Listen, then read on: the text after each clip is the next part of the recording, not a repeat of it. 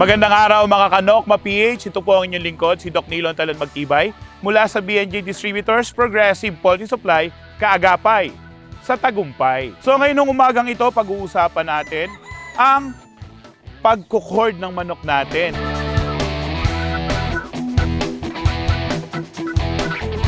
Okay, so mga kaibigan, papasok ko tayo dito sa isa nating manukan. Ito mga to, makikita nyo, ito yung mga bago nating lagay sa cord area, no? Galing ho ito sa range area and then kinord ho natin to. Ito mga to, isusunod na ho nating i-hardening to mga to. Importante ho, ma-hardening natin. Kagaya nitong isang ito na ito medyo mayabang-yabang na. And kailangan naka-prepare na rin yung hardening pen ninyo. So ito ho, medyo may kagandahan ng itsura niya, no? So importante na mapupula yung mukha ng mga manok natin, no? Ito ho, pinupurga na ho ito ng Pacquiao, of course, monthly. Nag-alternate na ho kami dito ng Stallion at saka ng Voltron. So mga Kanokma, kung Stag Derby so, napaka-importante na preparado yung manok natin. Hindi lang ho yung 21 days, 30 days na paghahanda. Even pagtali pa lang nila o bago i-cord yung manok natin galing sa hardening, kita naman natin na medyo apparently healthy. So importante ho yan. And ito ho mga hapunang ito. Importante po balanse. Levelado siya or level siya. Hindi siya nakababa, hindi siya nakatagilid. Importante po to. As much as possible, 3.5 feet, 4 feet, or depende, or higher than this, yung kanilang hapunan sa gabi or tulugan nila. At mahalaga po, hindi masyadong madulas ito. Kasi mga Kanokma, pag madulas yan, mag-i-splay leg or masisira yung formada or forma ng paa nila.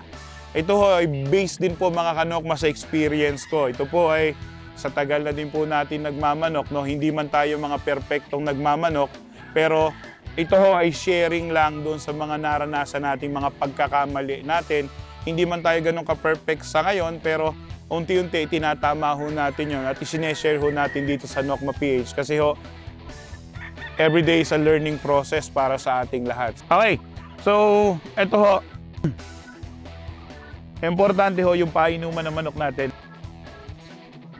Lagi nating sinasabi, ito hindi to dahil lang sa shoot na to. Ito ho yung painuman, no. As much as possible, ganyang kalinis. Di ho ba? Walang lumot. Sabi nga nila, pwede kang uminom dyan. Makikita nyo, ganun ho yung tao dito. Kaya siguro medyo apparently healthy yung manok. Randomly, hindi ho ito nag-shoot na para lang linisin. Sadya hong kahit saan kayo tumingin dyan. Again, sa ilalim. Huwag dito sa labas kasi once na nainitan yan, alas 9, alas 10, alas 11 naman, nagbubbles na yan at nainom ng manok natin, possible maging respiratory problem yan sa manok natin. Or even, kapag dun sa kabilang side yan, maiputan yan, pag nainom nila yan, digestive problem yan or pagtatain ng manok natin.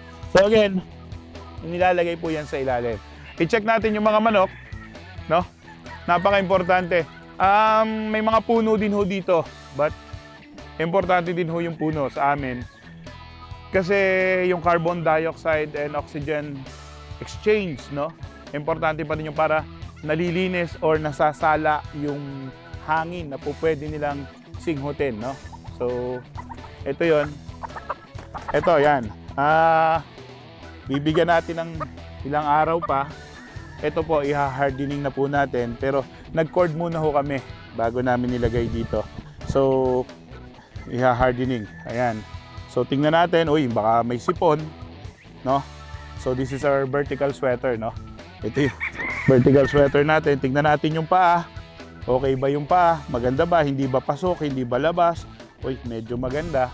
So, kapag maganda po yung range area natin, medyo nagiging maganda rin o talagang okay yung paa, no? So, this is a vertical sweater. Banded po yan dito ng early bird, no?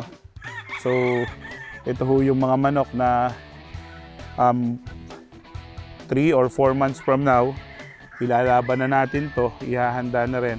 So at this stage, ang iba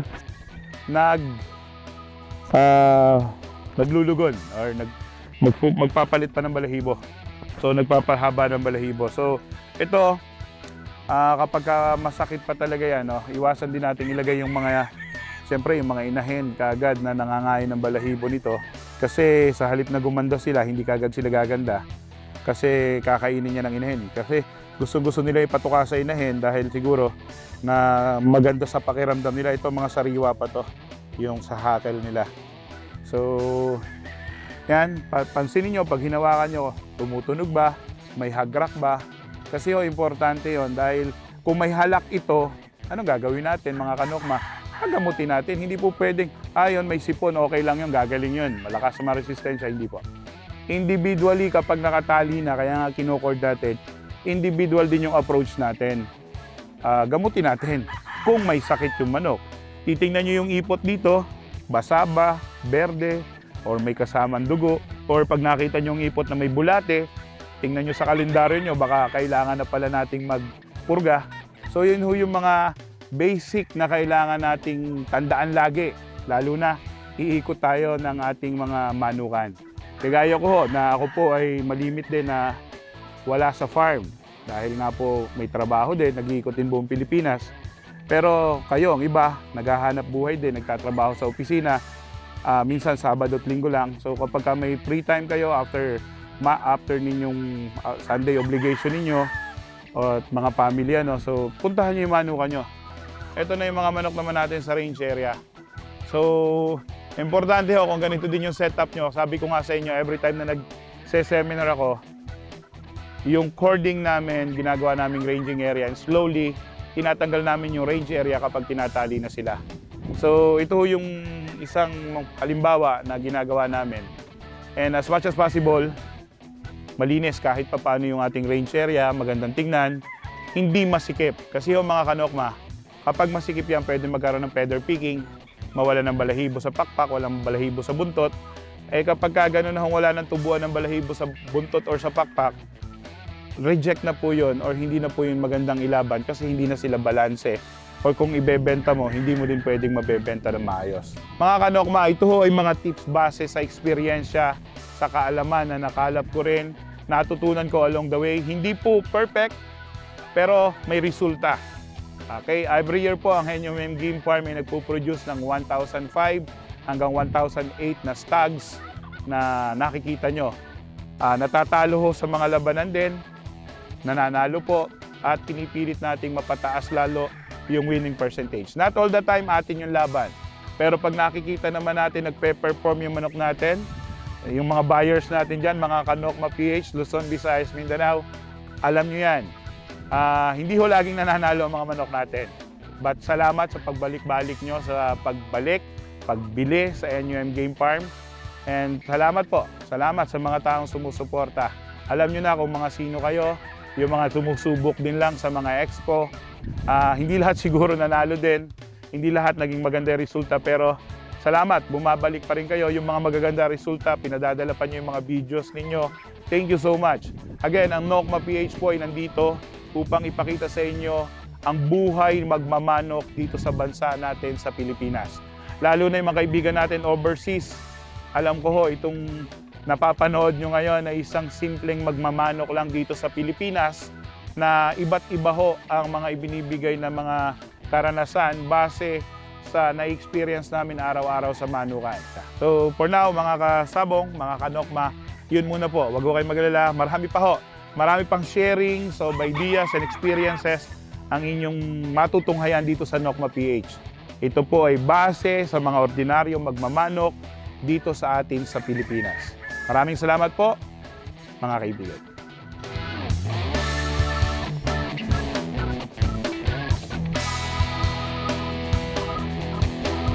So mga kanokma, kung may mga ilan pa kayong katanungan na gusto ninyong malaman, huwag po kayo mahiyang magpadala ng mga inquiries at messages ninyo sa Nokma PH, sa BNJ Distributors at kay Doc Nilo Antalan Magtibay. Muli po, ito po ang inyong Kanokma PH, ang inyong lingkod si Doc Nilo Antalan Magtibay.